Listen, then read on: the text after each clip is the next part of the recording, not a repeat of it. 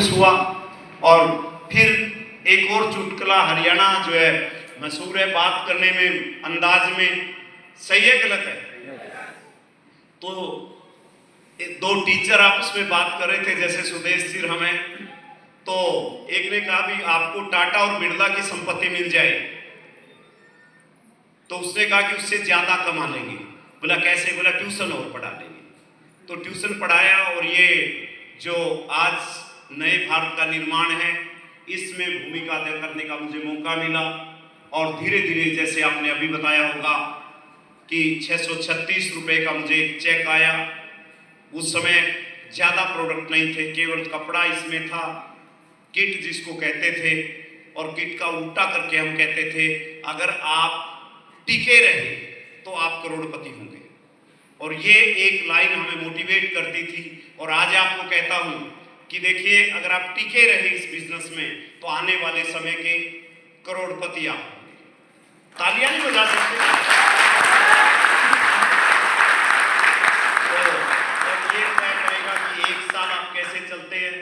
पहले बच्चा जो है, जब पहले साल में अगर वो स्वस्थ रहे, मस्त रहे, तो कूद के पाँव पालने में दिख जाते हैं।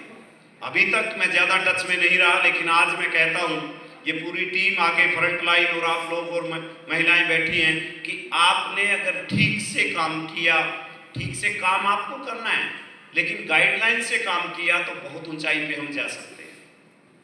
और धीरे धीरे आगे बढ़े। 636 का 1000 हुआ, 2000 हुआ, 5000, 10,000, और रॉयल्टी का जो चेक आया वो 38,111 रुपए का था। और उस समय हरियाणा की सबसे बड़ी इनकम थी। मैं आपको बता दूं, मैं तभी मारुति 100 एक कार लेके आए, और माननीय गुरुदेव बीसी छाबड़ा का जींद करनाल में आगमन हुआ।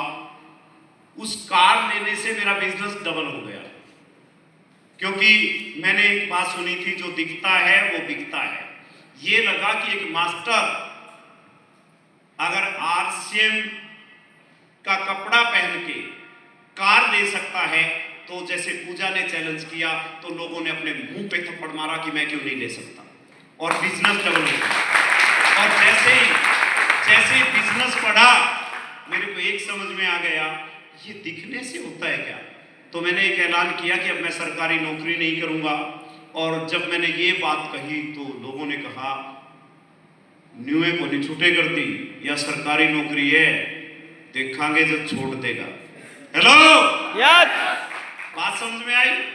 लोगों ने मुझे चैलेंज पीठ पीछे करना शुरू किया कि सरकारी नौकरी है भाई, कहने की बात और होते हैं और छोड़ने की और होते हैं। और जब मैंने सरकारी नौकरी को छोड़ा तो भूचाल आ गया। ये क्या, ये इतनी बड़ी चीज है?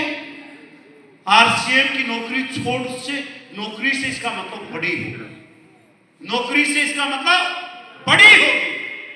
और मैं आपको बता दूं, ये नौकरी से नहीं, आप किसी भी व्यापार में हैं, जो शटर ऊपर नीचे करने का है, जो कोई भी काम है जो आपके जाने से चलता है, ये उससे बड़ा है, क्योंकि ये आपके जाने के बाद भी चलता है। रॉयल्टी जैसी इनकम इसमें है, और रॉयल्टी का मतलब है कि काम एक बार और पैसा बार बार। और आपके जाने के बाद आज आपके पास बुकलेट है इस तरह की, नए भारत का निर्माण, और ये दूसरी 2-3 किताबें इसमें हैं, ठीक है। वो किताबें मैं आपको बता दूं कि उसमें रॉयल्टी का वो देख है प्लान के अंदर, कि इनको रॉयल्टी इनकम मिल रही है आरसीएम में। जिनके पिताजी इस बिजनेस को करते थे, आज उसका बेटा वो रॉयल्टी इनकम ले रहा है, पैसिव इनकम ले रहा है। मरने के बाद भी 10 लाख नहीं, 10 से 12 लाख बढ़ के आती है। कोई एक इनकम मुझे बता दो जिसने काम किया हो और जो बढ़ के इनकम आ रही हो, आपके जाने के बाद इनकम आती हो। हम जिंदा बहुत काम करते हैं और ये सोचते हैं मैं अपने बेटे के लिए ये करूं, अपने परिवार के लिए ये करूं, ये अपने परिवार के लिए ये करूं। मैं कहता हूं कि आरसीएम रूपी पेड़ लगा देना, आपके जाने के बाद भी नोट ज्यादा आएंगे।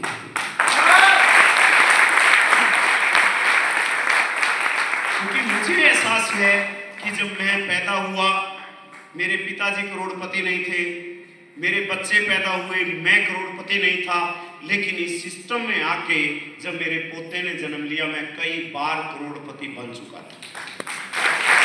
और बात ये नहीं है कि मैं करोड़पति बना, एक ऐसी नींव रखी गई उस परिवार में, जो भी बच्चा जन्म लेगा वो ऑलरेडी करोड़पति होगा। अगर आप चाहते हैं और आपको ये मलाल है कि पड़ोसी के घर में कारें खड़ी हैं और पड़ोसी का करोड़पति है, इसकी छवि है, मैं कहता हूं आप आज की डेट में किसी को देख लेना, फूल मालाएं आप लाख पैसे देके डलवाते हैं, लाते हैं और डलवाते हैं। मैं कहता हूं यहां जो स्वागत होता है वो किसी भी मायने में आप बराबरी नहीं है, मैं नाम लूं तो छोटापन महसूस होगा। रियल मतलब ये दिल से फूल मालाएं लोग जबरदस्ती डालते हैं दिखावे के लिए, गाली देते हैं, मुंह से गाली निकलते हैं उन लोगों के लिए, और फूल मालाएं डालनी पड़ती हैं।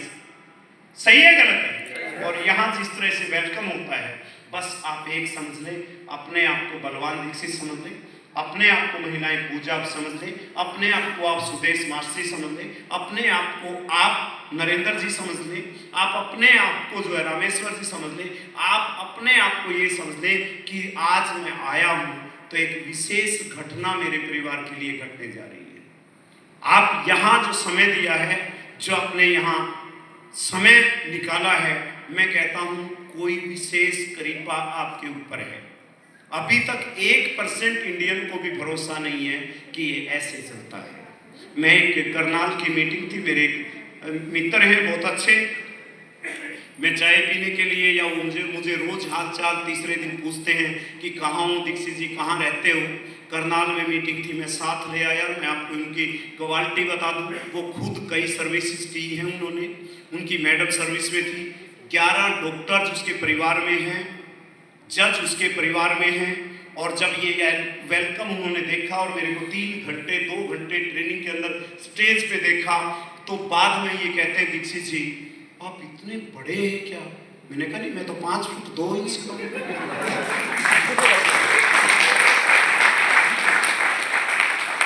मैं बड़ा काम। दूसरा पर्सन मेरे मंच में महिलाएं बहुत ज्यादा थी, कहते आप महिलाओं में, इतनी महिलाओं के बीच में कैसे रहते हैं? मैंने कहा मैं तो महिला के पेट में भी रहा हूं, मेरी माता।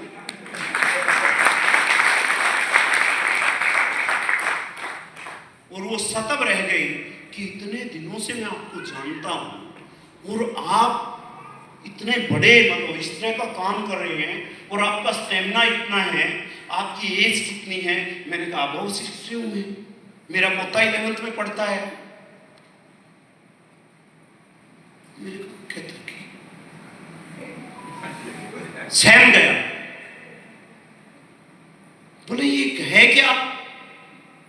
मैंने यही है कि 60 में भी आदमी जवान दिखता है। आपके पेरेंट्स 60 क्रॉस कर चुके हैं और आप उनको बुढ़े समझते हैं, तो आप एक बात लिख लें,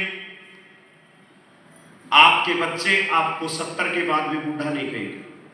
अगर ऐसी जिंदगी मिले तो जिंदगी को जीने का मजा ही हो रहा है। सही है? तो आरसीएम को मैं समझाऊं कैसे? मुझे ये समझ में कई बार नहीं आता कि आरसीएम को मैं कैसे समझाऊं। अभी जब तक भाई खुर्जा की खुरचन ना खाई हो, खुरचन तो हमारे उसको कहते हैं जो खिचड़ी बनाते हैं उसके नीचे रह जाती है, उसको खुरचन कहते हैं। जो दूध गर्म करते थे उसके अंदर हारा बोलते थे, क्या बोलते थे उसके अंदर हैं? हाँ, और उसमें जो नीचे से उतरती थी वो खुरचन कहलाती थी। खुर्जा की खुरचन तो खाए बिना पता कैसा चलेगा कि इतनी अच्छी होती है। और आरसीएम के जब तक आप प्रोडक्ट यूज ना करोगे, जब तक सोन पापड़ी ना खाओगे, जब तक ये ऑयल जो है हेल्थ गार्ड ऑयल ना यूज करोगे, जब तक इसके प्रोडक्टों को यूज नहीं करोगे, तब तक कैसे बता सकते हैं कि आरसीएम का बिस्किट जो है बाजार में मिलने वाले बिस्कुटों से उसकी कोई कंपैरिजन नहीं है। मैं अगर 1000 गुना कहूँगा तो आपको बड़ा अजीब लगेगा, मैं 10 गुना कहूँगा आपको अजीब लग सकता है। क्वालिटी यूँ नहीं है कि बाजार के बिस्किट में पाम ऑयल होता है, ये राइस ब्रान में बनता है, वो मैदे से बनाया जाता है, ये आटे से बनाया जाता है, उसको खाने से आपको नुकसान होता है, स्वास्थ्य से खिलवाड़ होता है, और इसके खाने से आपका स्वास्थ्य खराब नहीं होगा। तो कंपैरिजन कहाँ होगा? एक चीज खा के मरते हैं और एक चीज खा के जीते हैं, जीने की कोई कीमत होती है क्या? तो आज में जितनी चीजें, जितने प्रोडक्ट बनाए गए, उसकी कोई कंपैरिजन नहीं।